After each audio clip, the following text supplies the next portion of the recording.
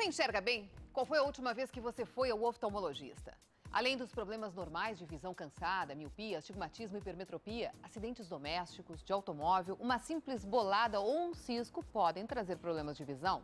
Aproveitando que hoje é o dia da conscientização da doação de córneas, queremos falar agora sobre visão com o oftalmologista Roberto Freda. Boa tarde, bem-vindo ao nosso programa. Boa tarde.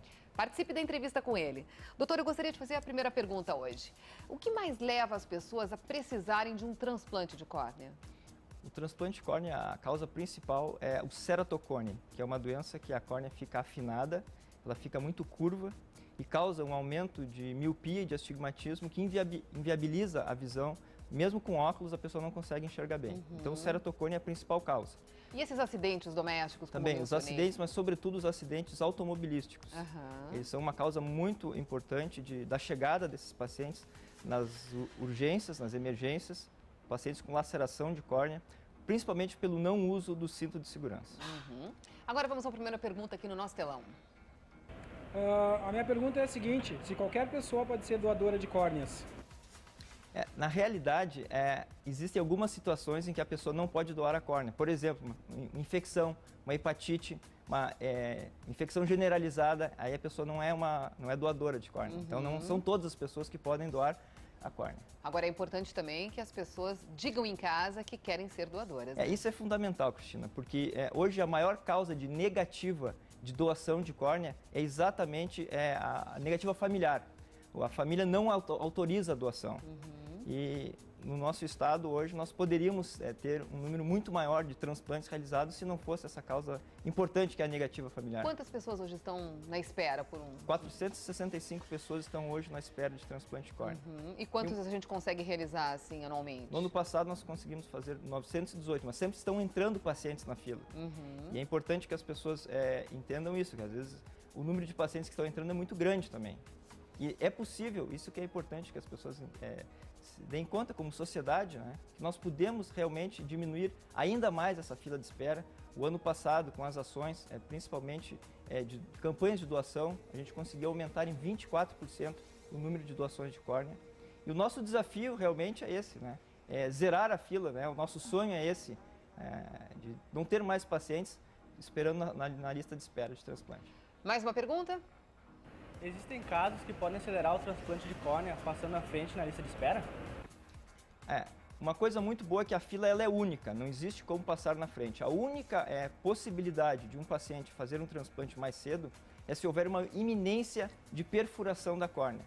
Ou seja, aquele paciente que vai perder o conteúdo intraocular. Então esse paciente realmente ele pode, através, a gente comunica a central de transplante, ele pode passar aí como um transplante de urgência. Uma pergunta agora pelo nosso Twitter, bem geral, assim, sobre visão, né? Ficar na frente do computador dá algum problema de vista? Pergunta o Gabriel Alegre. Na realidade, se o paciente não estiver usando a correção adequada para hipermetropia, para miopia, para astigmatismo, ele pode ter uma dor de cabeça, astenopia, que nós chamamos, e aí vai ter dificuldade para realizar as atividades. Então, na verdade, não é o computador a causa principal, mas, sobretudo, o não uso correto da correção óptica, né, da correção do grau. O Lari Viegas quer saber se existe cura para descolamento de retina. Com certeza. O descolamento de retina ele é cirurgicamente tratado. Claro que tem que ser tratado precocemente. Quanto mais tempo passar do descolamento, é possível que tenha alguma sequela, mas o descolamento ele pode ser tratado cirurgicamente, com certeza. Lápis de olho prejudica a visão? Não, o lápis de olho não, a não ser que nós já vimos na emergência trauma ocular, principalmente da córnea. Por causa de maquiagem? Por causa de maquiagem, né? É mesmo? E não só por causa de maquiagem, Cristina, até por uso de colírio. Pacientes que às vezes vão pingar o colírio e acabam machucando o olho, machucando a córnea. Então, também o uso de, às vezes, colírio que não são colírios, medicação para o ouvido, até medicação de fungo de pé, nós já vimos pacientes utilizando no olho. Olha. Inadvertidamente, evidente. E aí a orientação é que se faça uma irrigação abundante, uma irrigação com, se não tiver soro fisiológico, pode ser com água corrente, né? E procurar o serviço. Né? A Luma Carla está perguntando aqui, a partir de quantos graus é recomendada a cirurgia de correção de miopia? Aliás, eu acho que é uma das cirurgias mais procuradas atualmente, exatamente. Né? Na realidade, não é a partir de quantos graus, existe uma avaliação que é feita, alguns pacientes com graus mais altos acabam talvez não tendo uma indicação para cirurgia, porque é muito grau, Mas na maioria dos casos, graus acima de 1,25, nós já podemos, na grande maioria dos casos, realizar a cirurgia de miopia com laser com sucesso. A Deia Freitas diz que tem estrabismo paralítico e ela pergunta se é recomendável operar. É uma possibilidade, o estrabismo paralítico pode ser uma indicação de cirurgia, sim. Ela diz que tem ido ao médico e eles divergem muito aí sobre a que aí orientação. depende da avaliação, da técnica, né? De quanto em quanto tempo deve-se consultar um oftalmologista, pergunta o Charles. Acima dos 40 anos, anualmente, sobretudo para que se possa fazer a medida da pressão intraocular. O glaucoma é uma situação bastante severa que pode levar até a cegueira e ele não é detectado se não for através do exame oftalmológico. Vamos mais uma pergunta no nosso telão? Quais são os tipos de transplantes de córnea? Felizmente, nós temos hoje um avanço muito grande nessa parte de transplante. Os transplantes eles podem ser designados de lamelares ou de penetrantes, né? Onde se tira uma parte, apenas a parte doente da córnea no transplante lamelar e no transplante penetrante se retira toda a córnea.